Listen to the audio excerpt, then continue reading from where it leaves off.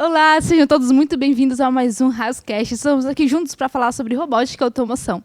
Meu nome é Juliane, estou aqui também com o Rodrigo, que estará nos ajudando a entrevistar hoje a Ana Luísa. Seja muito bem-vinda, Ana Luísa, é um prazer estar aqui com vocês. E hoje nós vamos falar de uma coisa muito legal, né? O micro-RAS. O que é o micro-RAS? Por que a gente vai falar sobre ele, Lu? Bem, o micro-RAS vai ser uma competição de robôs micromouse, né? Que é um tipo de robô que resolve labirintos autonomamente. Ele chega em um labirinto desconhecido e resolve, né? Consegue sair no menor tempo possível. A competição vai acontecer dia 21 desse mês, aqui no Cimatec, das 1 às 4 da tarde, no Sintec. E qualquer um que estiver por aqui pelo Cimatec pode participar desse evento? Como é? Você tem que entrar no site do Sintec, no Duit, e fazer a inscrição lá. É de graça para espectadores, né? Você entra lá e faz a inscrição no evento. Show! Então, se você quiser, já está mais do que convidado a participar do micro-RAS no dia 21, certo? Mas vamos focar um pouquinho mais. Nós temos aqui um exemplo, não é mesmo? De um desses robôs que pode ser usado nesses labirintos. E como é que funciona essa ideia de labirinto? É qualquer labirinto? Existem regras, parâmetros? Então, esse aqui é um chassi, né? Ele não está montado, como dá para perceber, completamente. Mas ele vai ser colocado aqui no início de um labirinto, que vai ter as paredes do lado, na frente, enfim, como um labirinto tradicional que você possa imaginar, com sensores infravermelhos aqui na frente. E ele vai funcionar captando a existência ou não de paredes dos lados e na frente dele. E a partir de uma lógica de seguidor de parede, ele vai funcionar. Porque existem alguns tipos de algoritmo que você pode usar para resolver labirintos, né? Mas a gente vai usar o seguidor de parede, que significa que ele vai sempre priorizar a direita, quando ela estiver livre, para achar esse caminho. Então, ele, com os sensores dele, vai lendo o ambiente. Mas quando ele perceber que na direita não existe mais uma parede, a tendência dele é sempre virar para a direita. Isso. Muito show, muito legal. E esses labirintos, formação deles, vocês criaram assim do zero? Como é? Então, o labirinto, no caso, ele tem um formato meio que pré-estabelecido, né? Ele tem alguns tipos também desse tipo de competição, né? Que é uma competição que existe, mundialmente e tal. Esse tipo de competição é bem difundida no mundo, principalmente na Ásia, esse tipo de países. Mas a gente só vai usar aqueles que, vamos dizer, que só tenha um caminho possível, entendeu? Ele não vai ter meio que escolher em uma encruzilhada que caminho ele vai passar. Então, ele funciona dessa forma. Ele vai ser aquele quadradão mesmo, vai ter as paredes em cima e seguir. Uhum. Legal, mas assim, você falando de labirinto, estava falando sobre essa iniciativa que vocês tiveram. Qual você acha que é a importância dessa iniciativa? O que você vê que pode agregar para as pessoas que vocês estão fazendo esse evento? Então, para um contexto meio básico, o grupo que está formando esse evento, eles são de alunos bem novos, principalmente. Eu sou do 2º semestre, tem outras pessoas do 2º semestre, do 6º. E aí, você desenvolve muitas habilidades, principalmente tanto em modelagem 3D aqui do chassi, de suportes, desse tipo de coisa, quanto de controle, de sensores, de programação, de você entender um pouco de mecânica também, de circuitos para fazer a análise e tudo mais. É uma gama assim, de conhecimentos muito grande e ele também deixa você meio que criativo, né? Porque não existe só uma forma de fazer esse tipo de robô. Então, vai muito da sua imaginação e do que você pensa ser possível e ser o melhor ali para resolver.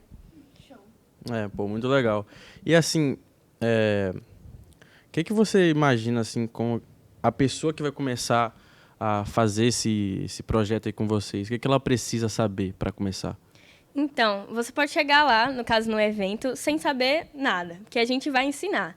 Então, você vai ter uma parte que vai estar focada para a gente ensinar um pouco de teoria, mas focada, obviamente, bem na prática, e vão receber um conjunto de materiais para você montar ele mesmo de fato. Então, a gente vai ensinar o básico da programação, da lógica que vai ser utilizada, do circuito, de toda essa parte teórica, a gente vai dar a iniciação também. Então, não precisa saber sobre, você só tem que ser interessado e tá lá fazendo, focado. Ali atuando, certo. E você falou um pouco sobre essa montagem de chassi, tudo em 3D, mas e se eu quiser montar o meu carrinho em casa? custo, eu consigo montar, eu não consigo? Como é que é esse esquema aí? Se eu quiser fazer meu labirinto em casa. Então, um dos nossos focos, né, foi fazer algo que fosse acessível. Então, a gente fez ele de uma forma mais econômica, né? A gente pode modelar em tese 3D online por várias plataformas gratuitas. O seu custo aí seria da impressão, ou você pode comprar kits desse online mesmo, que não saem por um valor tão caro assim, e você tem alguns tipos de motor que você pode usar. Lá no Syntec mesmo, a gente vai ter de demonstração um robô que vai estar usando o motor de passo, e esse tipo aqui, que é o que a gente vai montar no evento no Micro-Rise, com os motores DC, que são mais baratos. Eles vêm no kitzinho já, tipo o chassi, as rodas e motor e o suporte. E não é um projeto caro de se fazer, principalmente porque ele é feito para iniciantes entrarem nesse mundo da robótica e se interessarem mesmo. Sim, e como você acabou de falar, né, é o início, né, é o primeiro passo assim, para a pessoa que está começando a entrar nessa parte da robótica, de uma robótica móvel, assim, se eu posso dizer, né? E assim, o que você vê sobre robótica móvel, assim, como você acha que a pessoa ela pode expandir o conhecimento dela? O que ela pode procurar além do Micro-Rise? É porque, assim, você entender o básico disso te dá ideias para qualquer tipo de aplicação de robótica, né? Você começa com esse mundo e você começa a pensar que bases levam para outros projetos. Então, você pensa, um robô muito similar a um resolvedor de labirinto é um seguidor de linha. Poxa, o seguidor de linha é uma base para você fazer, por exemplo, sei lá, bem de uma forma bem longe, mas pensar em carros autônomos no futuro, pensar em condutores inteligentes de mercado, para pegar mercadorias nas prateleiras, poderia ser um seguidor de linha, poderia ser um resolvedor de labirinto, algo relacionado a trânsito, sabe? É uma coisa que abre a sua criatividade para o que você pensar de projeto, assim. Então é legal, né? Você vê que essa é uma tecnologia que ela está cada vez mais crescendo, né? E que eu acho realmente que é importante para quem quer aprender sobre tecnologia, quem quer estar inteirado sobre esse assunto. Eu acho muito legal que a pessoa ela venha e participe do evento, né? Acho que é um evento muito legal para as pessoas começarem, como você acabou de falar, e se aventurarem sobre essa área da robótica, né? Sim. Com certeza. E outra coisa que eu tava pensando aqui também, você falou robô de seguidores de linha, você falou também que tinha outros algoritmos, logo um pouquinho antes, que nós poderíamos usar no nosso labirinto. Cita aí um pouquinho desses algoritmos pra gente. Olha, tem alguns, a gente escolheu o seguidor de parede porque ele é uma lógica mais simples, né? De ser implementada e de ser entendida também. Mas em artigos assim de fora e tudo mais, a gente vê alguns que usam conceitos matemáticos mais complexos, como utilização de matrizes, e eles chamam de flood mazes, né? Que eles recebem informações de até 8 sensores de trás, dos lados, diagonais, e eles conseguem mapear em tempo real esse labirinto enquanto eles fazem o caminho, entendeu? Eles fazem o labirinto de uma primeira vez para mapear, e a partir da segunda vez eles fazem o caminho mais rápido que eles mesmos calculam no algoritmo. Então, você tem, baseado nas suas necessidades, né, vários tipos de tecnologia para resolver esses labirintos também. Logicamente, também já seria um modelo um pouco mais caro, né? Como você falou, ele usa 8 sensores. E esse mais simples, usa cerca de quantos sensores esse, por exemplo? A gente vai usar entre 3 e 4, depende, porque basicamente você tem que saber as informações dos lados e para frente, né? Mas você pode usar 4 também para aumentar meio que uma visão assim, 2 para frente, 2 para o lado. Você pode colocar sensores na diagonal, depende muito da sua criatividade. Como a gente disse, é um projeto bem aberto. Mas a gente vai usar ou 3 ou 4, vai depender. Legal, agora me surgiu uma dúvida que eu não sei se é da galera de casa também, mas você falou muito pra frente. E esse robô dá ré também, Luli? Ele vai pra trás também? Ele tem essa inteligência ou não? Ele só segue em frente? E se ele achar uma parede? É porque, considerando um seguidor de parede, a gente não considera muito que ele dá ré. Ele vai dar voltas. Então, se ele chega, por exemplo, num ponto que não tem saída, ele vê que tem parede de todos os lados. Ele vai fazer o quê? Ele vai virar 180 graus até ele não achar paredes. E aí, a partir daí, ele vai ir para a direita de novo. Então, se ele tem uma parede aqui, ele vai virar e vai vir para a próxima entrada que ele não priorizou antes, porque ele sempre prioriza a direita. Então, de certa forma, ele já faz também um mapeamento, como você citou dos outros, né? Sim. Só que é um mapeamento um pouco mais cru, vamos colocar assim, do que o que eles fariam. Ele realmente sabe o caminho que ele já percorreu e agora, se não deu certo, eu vou fazer outra escolha. Um caminho que eu não percorri ainda. Isso. É mais ou menos esse caminho. Legal, show. Outra coisa também que eu pensei... Então, por exemplo, para o exemplo desse robozinho que nós temos aqui, ele teria que ter um labirinto com espaço para ele poder fazer essa volta, né? Sim. Ele não é um robô, ou ele é um robô que gira em torno do seu próprio eixo? Ele gira em próprio Ele- torno do eixo. Pronto, então ele já... É. E a maioria dos robôs são assim? Eles giram em torno do seu próprio eixo ou não? Tem alguns robôs que realmente tem que fazer aquela volta toda, uma manobra de um carro, por exemplo. Então, vai depender muito da sua programação, de como você faz o robô, porque você pode colocar para ele girar no eixo de uma roda só, ou das duas, né, que vai fazer com que ele gire no próprio eixo. Vai depender da programação e da necessidade do seu labirinto. Bom, e agora falando um pouco mais sobre você, esse projeto do MicroHas também é um projeto que você está liderando, certo? Sim. E assim, além desse evento que vocês vão fazer, vocês pensam em fazer algum protótipo de robô que tenha mais alguma coisa avançada, que use alguma inteligência artificial, alguma coisa assim? O que vocês pensam para o futuro do MicroHas? Então, a gente pensa, assim, em seguir, como a gente tem como eu falei, tem um modelo de demonstração que vai estar lá e esse modelo de competição. O modelo de demonstração da gente, a gente lançou um artigo, né? Vai ser publicado pelo Sintec, a gente foi aprovado. E a gente planeja que a gente consiga implementar controles um pouco mais complexos, né? Para ter uma segurança maior da informação que ele está recebendo. Por exemplo, aplicar um controle PID ou colocar para conseguir um software, uma plataforma que ele consiga mapear para um usuário ver o labirinto que ele passou, sabe? Pensar nesse tipo de coisa também. E bom que você citou agora o segundo evento que a gente tinha para falar aqui, que é o Sintec, né? Isso. É legal saber que você vai publicar agora no Sintec. E assim, você pode dar um pouco de dica sobre o que o seu artigo fala? Você pode falar um pouco sobre ele? Então, o nosso artigo fala sobre um robô micromouse também, de baixo custo, como fazer um robô micromouse de baixo custo, com um objetivo em segundo plano para a educação, né? Que foi o que a gente mostrou da necessidade e de tanto que era curioso, que tudo que ele podia trazer de conhecimento para os alunos. Então, ele vai falar sobre o contexto histórico dos micromouses, as competições, de onde ele surgiu, vai trazer os componentes, o tipo de programação, disposição de sensores, todo esse tipo de coisa, a escolha, por que a escolha daquele motor e tudo mais, explicando aos detalhes, assim, para quem nunca viu mesmo, entender o que se trata, sabe? Bom, mas eu acho difícil alguém nunca ter visto, né? Eu acredito que o micromouse, ele já ocorre em vários eventos, como vocês vão fazer, ao redor do mundo inteiro, né? Sim. A gente tem vários exemplos que as pessoas podem pesquisar no YouTube sobre micromouse, certo? E vão Podem. achar lá várias competições, né? E assim, você tem alguma competição assim que você conheça, alguma de assim, grande relevância?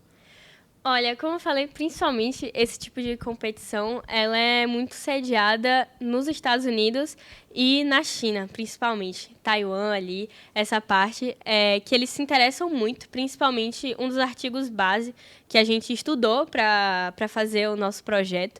Ele é de uma universidade, eu não vou saber pronunciar certamente o nome da cidade, mas Lunghua, um negócio assim, que é uma professora, principalmente, que ela fala sobre os objetivos educacionais de você fazer um micromouse. E ela fala de uma competição que eles faziam dentro da própria universidade deles, que incentivava os alunos a estudarem mais, porque ela via que aplicando projetos mais práticos, as pessoas se interessavam mais pelo curso e terminavam entendendo e sabendo muito mais, saindo com um currículo bem melhor do que aqueles que só tinham um conhecimento teórico.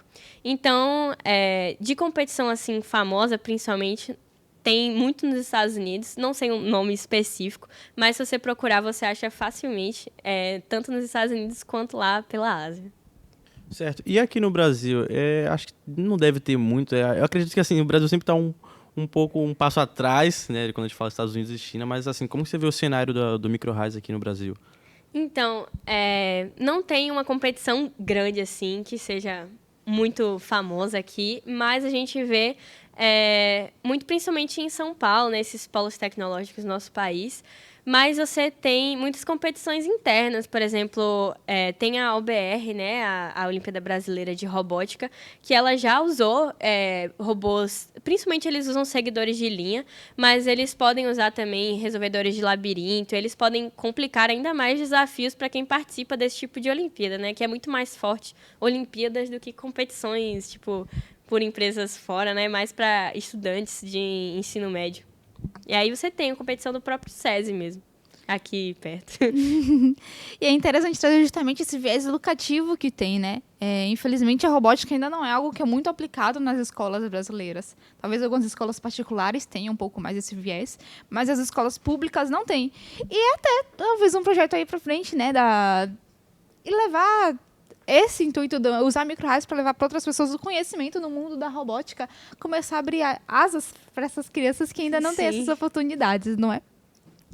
Mas a gente acabou não apresentando, não é mesmo? A gente entrou a micro-rádios como um projeto da Haas. A gente falou muito dele no Sintec, mas o micro-rádios é um projeto da Haas que começou no processo trainee, não é mesmo? Foi. Conta um pouquinho pra gente como tá nesse processo, como foi que começou isso? Você não é de computação, não é mesmo? Não, eu sou de controle e automação. E como é para você os desafios de estar se colocando no mundo da robótica, que acredito eu que seja um mundo, assim, foi um mundo bem diferente para você estar entrando da sua área, né? Então, na verdade, o controle e automação, ele é bem focado na robótica também. Mas só que mais na parte meio que prática, meio que física, né? Montando principalmente essas partes de CAD, esse tipo de coisa. Mas não muito na programação. Então, por exemplo, na minha equipe, né, do micro-RAIS, a gente dividiu funções, né, claro. E eu fiquei com a parte da modelagem 3D, principalmente. Mas eu tento acompanhar, né, das outras partes. E realmente é uma área que eu não tenho tanta facilidade, né? Mas tudo a gente segue, procura e corre atrás para entender. Então, foi um desafio bem grande quando trouxeram esse tipo de coisa pra gente no processo trainee, mas nosso grupo inteiro se mobilizou bastante e procurou porque a gente queria fazer, porque parecia um processo bem simples, né? Parecia um projeto simples. Montar um robozinho com uma programação simples para fazer esse tipo de coisa. Acho que muita gente até subestimou meio que esse projeto quando a gente teve as escolhas, mas a gente falou, poxa, a gente tem algo aqui que eu penso com muito potencial, principalmente educacional, então vamos colocar a mão nisso aí, vamos fazer com que ele seja o máximo que ele pode ser, sabe? Então, eu acho que dependia muito da força de vontade de cada um ali para fazer seus projetos. Mas foi um desafio bem grande, eu acho que a gente está fazendo um bom trabalho. Não, com certeza. Para a gente estar apresentando no Sintec é porque tá um ótimo trabalho. E você já não sabia, inclusive, desse viés de automação e controle. Mas e para pessoas que, por exemplo, não têm esse viés? O que é que você diria para essas pessoas? Você acha que não, você consegue, você ir atrás? Você falou no decorrer aqui do nosso episódio muitas vezes sobre materiais na internet. É fácil encontrar esses materiais? Eu, leiga, não sou aluna, minha escola não tem nenhum apoio para robótica e eu quero começar com a robótica. O que é que você diria para a pessoa? O micro-rádios é um ponto de partida? Ele consegue materiais na internet? O que é que você diria para essas pessoas? Cara, eu acho que sim. Como eu falei, é um projeto bem... ele é simples, né, consideravelmente. E ele é com conceitos muito iniciais, assim, se você pensa na parte mais geral. Então, eu falo, poxa, procura muita coisa na internet, vai atrás, vai no Tinkercad, vai fazer simulações de circuito. Procure o máximo que você puder. É até fácil, consideravelmente, achar de materiais, tanto no YouTube quanto na própria internet. Você tem um site específico que fala sobre a história, fala sobre competições que já tiveram, sobre como é feito o robô lá, micromouse de Harvard, da Stanford, de todas essas universidades grandes que a gente sempre ouve falar, né? Então, é relativamente fácil achar conteúdo sobre isso. E aí, basta de você estudar e botar a mão na massa, sabe? Sim, legal.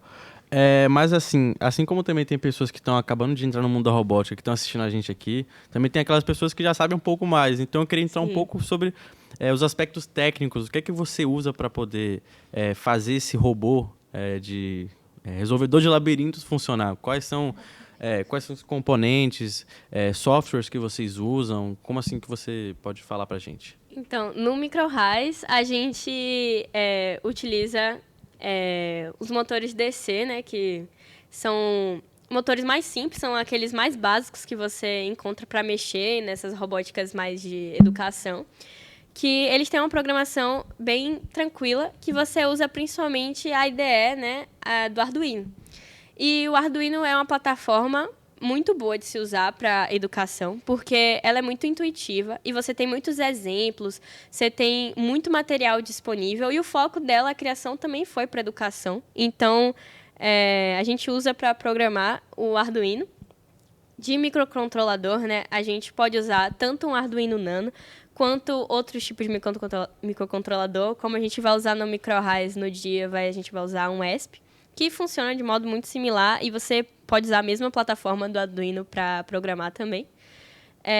A gente coloca aqui, só por uma questão de equilíbrio, uma roda boba, né?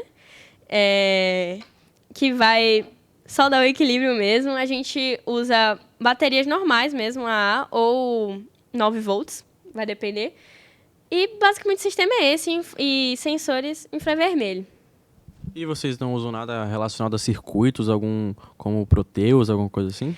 Para fazer o circuito, a gente pode tanto simular no Tinkercad, quanto colocar no KiCad, né? Que é uma plataforma muito boa também, que a gente pode até fazer uma placa de circuito impresso por lá mesmo. É uma plataforma muito útil se você quer aprender esse tipo de coisas de circuito e de sistemas, que ela tem tanto formas 3D de você ver os seus componentes numa placa, quanto de você simular os circuitos e ver se todas as suas ligações fazem sentido. De uma forma mais visual, é melhor você usar o Tinkercad para fazer a simulação do circuito, que você vê lá mesmo os componentes, você conecta como se fossem os jumpers ali. Na protoboard é melhor de ver didaticamente, eu diria. E você está na parte da modelagem 3D no CAD. Isso. Qual aplicativo que você usa para fazer o CAD? Eu uso o OnShape, que é uma plataforma gratuita online. Você não precisa baixar no seu computador. Ela é muito boa de se usar. Ela é bem intuitiva também. Você tem várias ferramentas. Você tem muitas possibilidades, pensando assim em softwares online, né, e principalmente gratuitos. Você não pensa que você vai ter tantas opções para você poder utilizar. Mas esse é muito bom, eu indico, principalmente. E tem muitos vídeos na internet também que ajudam você a fazer. Luli, a gente já está encerrando mais um programa, né? Para finalizar, alguma palavrinha que você tem como líder, como está produzindo esse projeto, está à frente desse projeto, eu queria dizer assim, suas últimas palavrinhas para a gente estar caminhando para o fim desse programa. Eu diria que não subestime os seus projetos, sabe? Veja eles com a maior capacidade que você tem, corra atrás, sabe? Procure, seja interessado, estude, que você consegue fazer algo incrível com a coisa mais simples que você tiver na mão. Certo, com certeza não subestimar o projeto é essencial, porque às vezes é uma coisa que a gente acha muito simples, começa a dar uma dor de cabeça pra gente. Eu brinco sempre falando que quanto mais a gente mexe num código que a gente descobre que aquele código tem mais coisa para ser mexida. Sim. Então, com certeza, dar o primeiro passo e perceber qual é a grandeza daquele projeto. Luli, muito obrigada pela sua presença. Foi muito bom esse papo com você. Rodrigo, obrigado por mais uma vez estar aqui também com a gente, auxiliando aqui nessa entrevista. Galera, não se esqueçam de curtir e compartilhar o nosso Housecast. Semana que vem nós estamos aqui juntos novamente para mais um papo sobre robótica e automação e agradecemos por vocês estarem conosco até aqui esse momento. Tchau, tchau e até semana que vem. Tchau, tchau.